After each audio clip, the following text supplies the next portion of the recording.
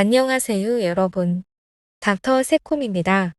모두 항상 행복하시길 바라며 천은미 교수님이 항체치료제 관련 이야기하신 것이 있어 소개해드립니다. 특히 중증 환자가 늘고 있어 의료에 큰 부담이 되는 상황에서 항체치료제가 큰 역할을 할 것이라고 말씀하셨는데요. 다음은 천은미 교수님께서 하신 말입니다. 지금 중증 환자가 늘고 있고 사망자가 느는 건 의료체계에 부담이 되죠. 그거 하나만 봐도 아실 수 있고, 두 번째로는 생활치료시설에서 사망자가 나온다는 건 이미 병원으로 이송이 늦어지거나 이송을 못하고 있다는 겁니다. 특히 생활치료시설이 이번에 새로이 알게 된 게 의료진이 있지만 의료진 역할이 굉장히 제한되어 있구나. 우리가 거기에 입소를 하신 분들을 저는 사실은 다 관찰이 될 거라고, 보통 분들은 다 그렇게 생각을 하셨을 텐데 거의 차단이 되어 있어요. 그러니까 식사를 안 했을 때만 그분이 뭔가 안에서 문제가 발생했었다고 생각을 하시고, 도시락이 2개가 있었기 때문에 식사를 안 했다. 앞으로 도시락이 하나가 있으면 그때 들어가서 보겠다. 이런 식의 제안을 하셨는데 그건 굉장히 보완을 해야 될 점이라고 생각합니다. 우리가 생활치료시설 입소를 할 때는 우리가 치료를 받는다고 생각을 하지 않습니까?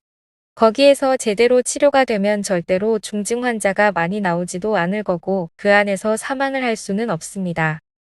분명히 시기적으로 많이 늦었다는 거죠.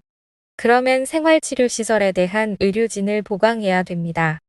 의료진을 보강하기 위해서는 재정 지원이 분명히 되어야 되는 것이고, 거기에서 충분히 치료가 된다면 전담병원 병상을 더 늘릴 필요는 없어요.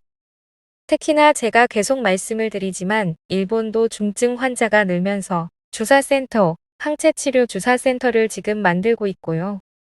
미국 같은 경우는 한 달 사이에 9배가 늘었다고 합니다.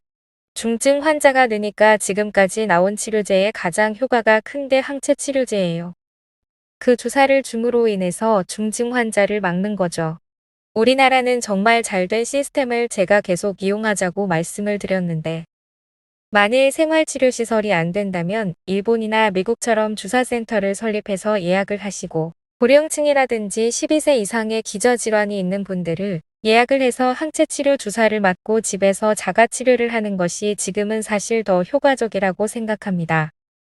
최소한 자가치료를 하게 되면 가족들이 있기 때문에 위중증이 될 경우에는 연락을 해서 병원에 입원할 수가 있죠. 그러니까 이런 시스템을 바꿔야지만 지금의 이 위중증자와 의료 부담을 분명히 감소시킬 수 있다고 생각합니다. 이러한 내용이었습니다. 메키로나를 통해 많은 환자들이 고통에서 벗어나길 진심으로 바랍니다. 시청해 주셔서 감사합니다.